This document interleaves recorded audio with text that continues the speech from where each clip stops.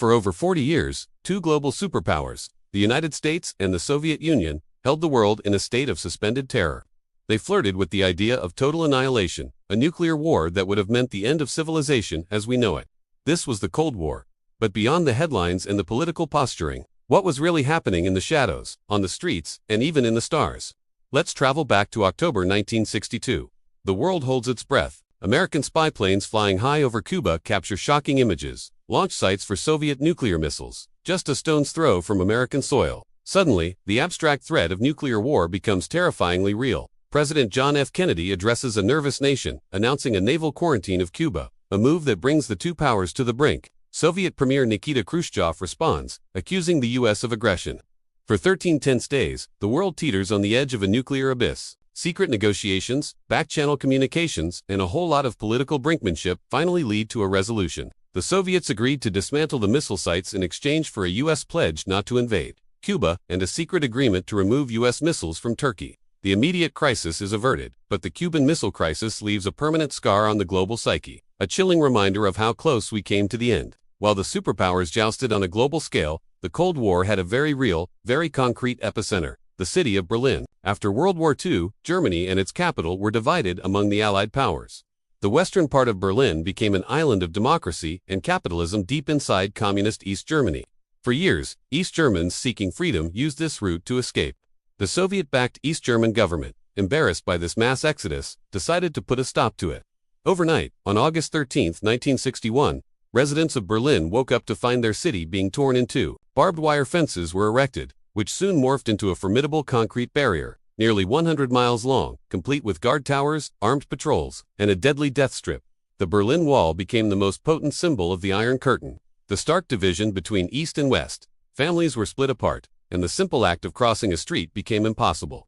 For 28 years, it stood as a monument to oppression. But the human spirit is resilient. We saw daring and ingenious escape attempts, people tunneling under the wall, flying over it in hot air balloons, or crashing through checkpoints in armored vehicles. Many succeeded, but tragically, many did not. The fall of the Berlin Wall in November 1989 was as sudden as its construction. Following weeks of mass protest across East Germany and a confused announcement by a government official, crowds swarmed to the checkpoints. The overwhelmed guards, without clear orders, eventually opened the gates. The scenes that followed were euphoric. People from East and West Berlin converged, dancing on top of the wall, chipping away at the concrete with hammers and chisels. It was a party at the end of history, a powerful, emotional symbol that the Cold War's grip on Europe was finally breaking. But the competition wasn't just confined to Earth. The Cold War also fueled one of humanity's greatest adventures, the space race. This was a battle for technological and ideological supremacy, played out in the final frontier. The starting pistol fired in October 1957, when the Soviet Union stunned the world by launching Sputnik 1, the first artificial satellite. The incessant beeping from orbit sent a shockwave through America, creating a sense of technological inferiority and urgency. The Soviets continued their early dominance. They sent the first living creature into orbit, a dog named Laika. Then, in April 1961, Yuri Gagarin became the first human in space, completing a full orbit of the Earth and becoming a global hero. The United States was playing catch-up, and President Kennedy knew he needed a bold goal. In a famous speech, he declared that America would commit itself to landing a man on the moon and returning him safely to the Earth. Before the end of the decade, this audacious challenge kicked the American space program into high gear. The Mercury, Gemini, and Apollo programs pushed the boundaries of science and engineering. We saw rocket launches that shook the very ground, astronauts who became modern-day explorers, and a nation glued to its television sets. The effort culminated on July 20, 1969. Millions around the world watched in awe as Apollo 11's lunar module, the Eagle, touched down on the surface of the moon. Neil Armstrong's immortal words, "That's one small step for man, one giant leap for mankind," echoed through history. While born from conflict, the space race accelerated technological development at an unprecedented rate, giving us everything from GPS and memory foam to satellite television and advanced medical imaging. It was a rivalry that, in the end, lifted all of humanity's horizons. While astronauts were making headlines, a much quieter, more clandestine war was being fought in the shadows. This was the age of espionage, a murky world of spies, double agents, and secret technology. Agencies like the CIA and the KGB engaged in a global cat-and-mouse game, seeking to steal each other's secrets, subvert their enemies, and gain any possible advantage. The technology they developed was straight out of a movie. We're talking about microphones hidden in shoe heels, cameras disguised as cigarette lighters, and hollowed-out coins used to transport microfilm. Spies used dead drops in parks and coded messages broadcast over shortwave radio.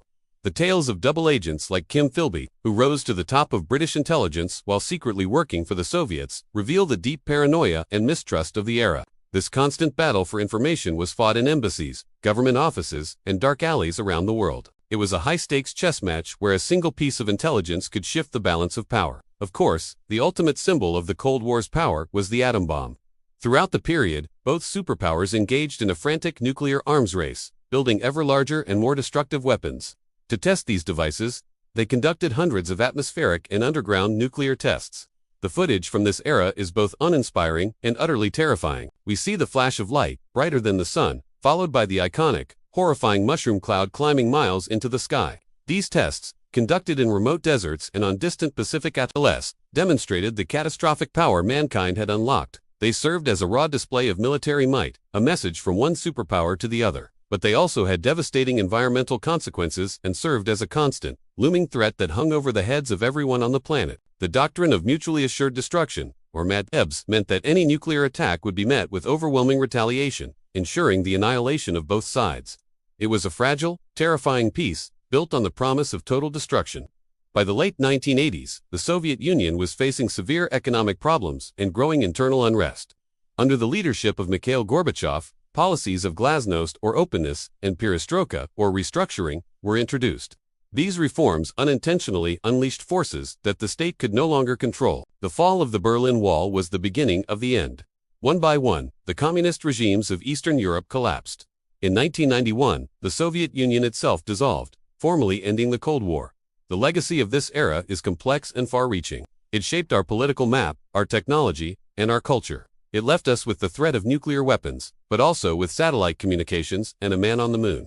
It was a time of immense fear and incredible progress, of division and unexpected unity. The Cold War is a stark reminder of how close we came to destroying ourselves, but also a testament to our ability to pull back from the brink. Understanding this history is crucial, as its echoes continue to influence the world we live in today. Thank you so much for watching. If you found this journey through history interesting, please consider liking this video and subscribing to the channel for more deep dives into the events that shaped our world. See you next time.